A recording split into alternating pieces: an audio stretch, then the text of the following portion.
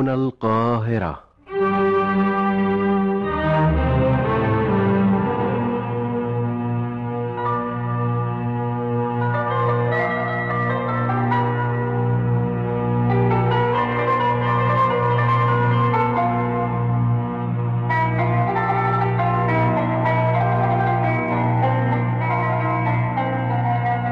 قطوف الأدب من كلام العرب.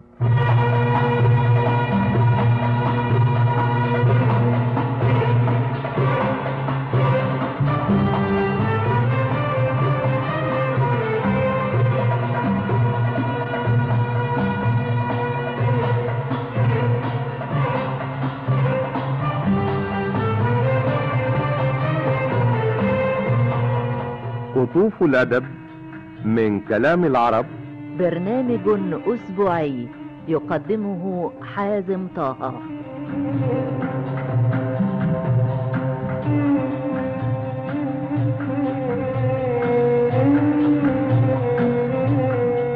قطوف الأدب من كلام العرب، يكتبه ويخرجه أحمد أبو طالب.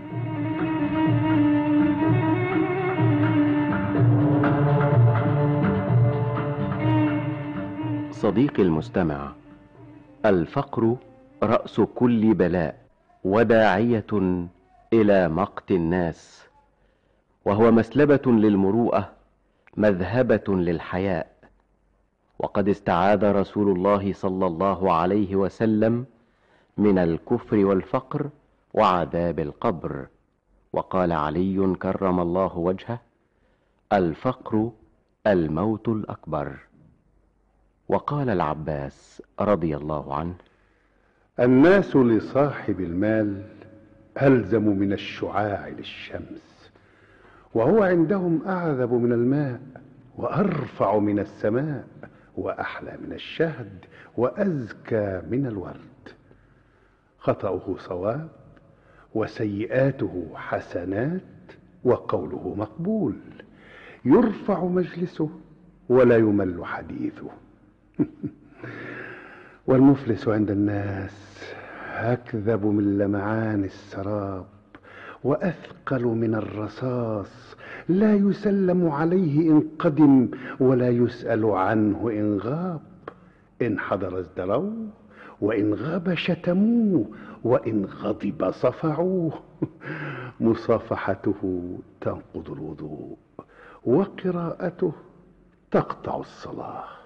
وقال بعضهم: طلبت الراحة لنفسي، فلم أجد لها أروح من ترك ما لا يعنيها. وتوحشت في البرية، فلم أرى وحشة أقر من قرين السوء. وشهدت الزحوف وغالبت الأقران، فلم أرى قرينا أغلب للرجل من المرأة السوء. ونظرت إلى كل ما يذل القوي ويكسره، فلم أرى شيئا أذل له ولا أكثر من الفاقة. وقال الشاعر: وكل مقل حين يغدو لحاجة إلى كل من يلقى من الناس مذنب. وكانت بنو عمي يقولون مرحبا، فلما رأوني معدما مات مرحب. وقال الآخر: جروح الليالي ما لهن طبيب، وعيش الفتى بالفقر ليس يطيب. وحسبك أن المرء في حال فقره تحمقه الأقوام وهو لبيب. ومن يغترر بالحادثات وصرفها يبت وهو مغلوب الفؤاد سليب.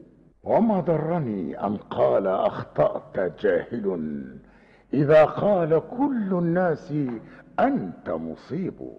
وقال ابن الأحنف: يمشي الفقير وكل شيء ضده، والناس تغلق دونه أبوابها، وتراه مبغوضا وليس بمذنب، ويرى العداوة لا يرى أسبابها.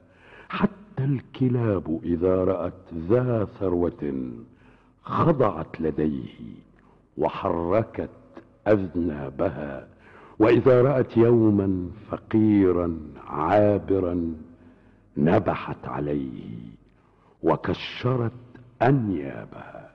ويقول آخر: لعمرك إن المال قد يجعل الفتى سنيا، وإن الفقر بالمرء قد يزري، وما رفع النفس الدنيئة كالغنى، ولا وضع النفس النفيسة كالفقر.